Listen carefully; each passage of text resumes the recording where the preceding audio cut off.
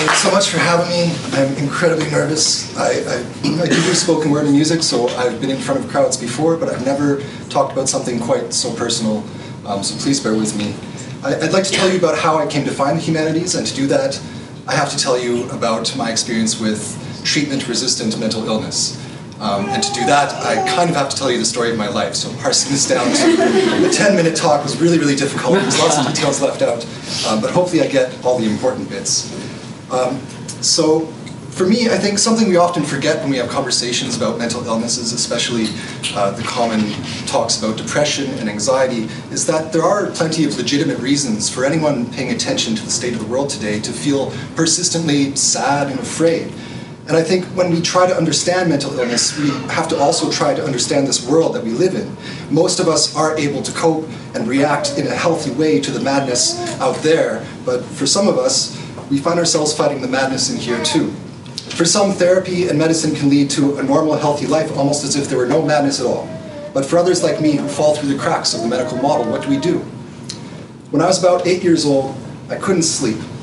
My parents say I always had trouble sleeping. I was just a night owl from the day I was born. But I remember quite vividly being about 8 years old, unable to sleep, lying alone in bed, and finding my mind wandering towards these really strange questions, like, what is sleep anyway? What is a bedtime? Why am I in bed but unable to sleep? This seems weird. What is a dream?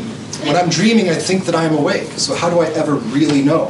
What if my entire life is the dream of some other being? What if death is like waking up? I wondered what it meant to be alive, what it is to be myself and no one else. But in wondering this, I also felt a certain pressure to be something or someone, as if I lived in a world which would only accept me if I were like other people, but I didn't feel like other people. And in wondering why I felt this way, why the world looked this way to me, I began to wonder why that should seem so absurd when no one else appeared to bat an eye at it. And then I began to wonder if maybe I was the problem. So here I am, 8 years old, unable to sleep, too curious for my own good. And on top of all that, I had really started to hate going to school. I was always a good student, but all the same, me and school just never really got along. I was bored. And from the very beginning, the whole idea of being forced to learn, of not ever being given a choice of how or what I wanted to learn, just seemed unquestionably wrong to me. But we all want to fit in and to make happy those that we love. So I went to school just like everyone else, just like what was expected of me. It's not that I didn't want to learn. I just wanted to have some say in what I learned and when and how, and I wanted to learn something interesting, something that I thought had meaning. I felt as if I were constantly waiting for permission to live my own life and not somebody else's. By the time I hit puberty, I had begun to feel that what I wanted had been determined for me already, that I didn't have a say in it.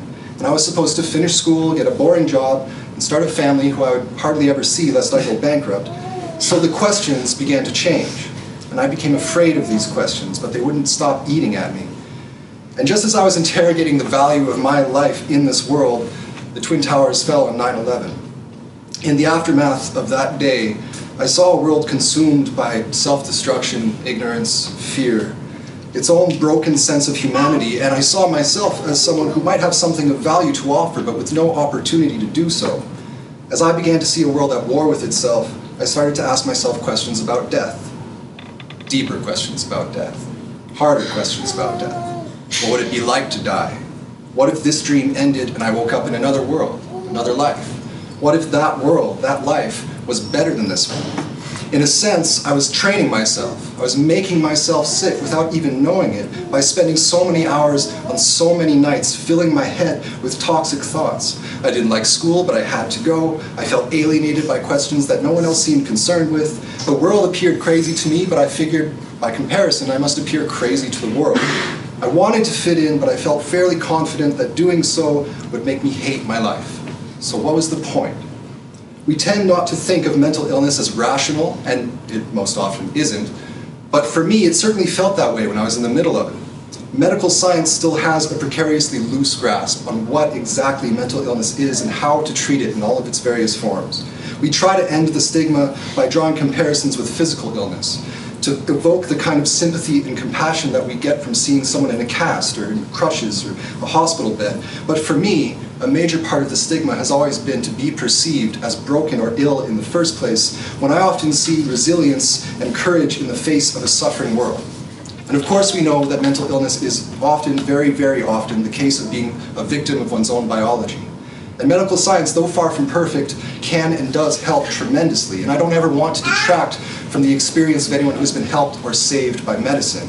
My own mother enjoys a quality of life only afforded to her by medical science, and I'm eternally grateful for this. So naturally, when she told me about depression and suggested that a bottle of pills might help make me happy again, I was excited. I was 12 years old, I was miserable, I hated school, I couldn't relate to my friends. So I thought, sign me up. For me, the results were disastrous. After a half-hour meeting with the family doctor, I had my name on a prescription for Prozac, which would be the first of many different medications. At this moment in my life, I felt inside that I was on the edge. But rather than pulling me back, all attempts at treatment just seemed to push me farther into the deep end. Soon after the Prozac, I started physically attacking myself, studying and experimenting with ways to take my own life. Within 3 years, I would be diagnosed with depression, general anxiety, bipolar disorder, post-traumatic stress disorder, psychosis. The list probably goes on, I don't even remember. The medical model just couldn't make sense of me. No one could. By the time I finally found the willpower to stop destroying myself, I was in a rehab program at the Children's Hospital where all we did was math, English, and therapy. And I certainly hadn't found any greater autonomy for my education. I had missed so much school that I had fallen back about 2 grades. I knew I was going nowhere. And I felt at the time so sincerely that I wanted to end it all, even after all of these years. But eventually I had to accept I just didn't have it in me. I was afraid of life, but I was more afraid of death. I was more afraid of hurting those who cared about me. And I wished they would stop, but they wouldn't. They held on, so I was forced to hold on too. Self-harm and suicidal tendencies, though at first equal parts cries for help and genuine attempts to end the suffering, became eventually like bad habits, addictions that I had to give up. And to be completely honest, it was something of a revelation. The last time I was preparing to attempt suicide, I heard a voice, and it said, "Whatever happens, happens." It sounds pretty simple. It wasn't God or anything mystical. To me, I realized eventually this was a part of myself that I had just been out of touch with for so long that it sounded completely foreign. It was essentially my will to live, piping up and saying, yes, there is cruelty and evil in the world. Yes, there is death and violence, corruption and greed. And yes, school is awfully misled. These doctors don't know what they're doing to you, and there's nothing you can do to change that. Dying certainly isn't going to change that. Whatever injustice happens will happen regardless. And yes, it hurts. It hurts so much, and you will feel that hurt for the rest of your days, but all the same, you might as well stick around for the ride. You might as well see what happens, for better or worse, while you still have the chance, because we're all going to die. And maybe, just maybe, you can make some kind of difference while you are still alive. I told my doctors I wouldn't take any more medication. I started learning to play the guitar. I started writing short stories and poetry. Most importantly, before any of this could happen, I had been exposed to books that I had never known existed. And I had begun to choose for myself what kind of an education I wanted. I was able to rediscover a joy for life and the simple curiosity of having no clue how we got ourselves into this mess and wanting to search for some kind of a solution under the assumption that maybe I could help. I didn't know it yet, but I had become a student of the humanities. And the same things that I learned here in this college are the very same things that allowed me to feel that my life might be worth living, that I might have something important to contribute. Books about world history and religious studies showed me that we never do seem to get it right, but we keep trying, and things do change. The attitudes and belief systems that govern the way we live suddenly appeared dynamic and up for negotiation rather than rigidly oppressive. Books about the environment showed me that there were alternatives to exploitation and degradation of the natural world we live in.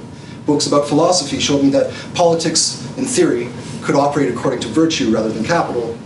And literature, music, and poetry gave me a voice and put the idea in my head that maybe I wasn't so hopelessly sick. Maybe I was in fact human after all. I think the arts and humanities, and for me particularly philosophy, have critical roles to play in our growing understanding of mental illness. The great thinkers of antiquity were deeply concerned with human nature and our pursuit for happiness. And what could be more relevant to understanding mental health than an understanding of the mind, of what it means to be human, and how that understanding has changed throughout time? For me, finding out that intellectual cornerstones of Western civilization like Plato and Aristotle lay awake at night, asking questions like, what is virtue? What is good and evil? What is love? What is the highest end of human life? The role of good government? How should we treat our friends? Knowing that these questions had been asked for thousands of years was like finding my ticket of admission into the human race. I often wonder what my life would have been like if my doctor, rather than prescribing me Prozac, had offered me a good book recommendation? What if I had found this program at 16 rather than 26? What if my middle school had introduced me to Plato? It's obviously too late for all of that now, but I'm willing to bet that somewhere out there there's a child struggling with their humanity, and maybe they don't need therapy or medication. Maybe they just need a really great book and someone to talk to about what they think that book is saying. Maybe if you give that kid Plato, he will finally feel like a member of the human race. All I know for sure is that it's a crazy world out there, and when we are dealing with mental illness, we can't afford to treat it like any other kind of affliction. I deeply believe that to properly understand mental illness, we need to try to understand the world we live in, and humanities is key to this. When it is not absurd to say that the world is mad, that the human race is destroying itself, that some of our leaders have lost their minds, we cannot be surprised that some of us reflect in our lives what we have been shown of the world. For me, this is what an education in the humanities has offered. An expanded view of the world, of humanity, of myself, and with it, a reason to be brave. If I can learn to confront the madness in here, maybe I can help us all confront the madness out there too. Whatever happens, happens. I'm just here for the ride. Thank you so much.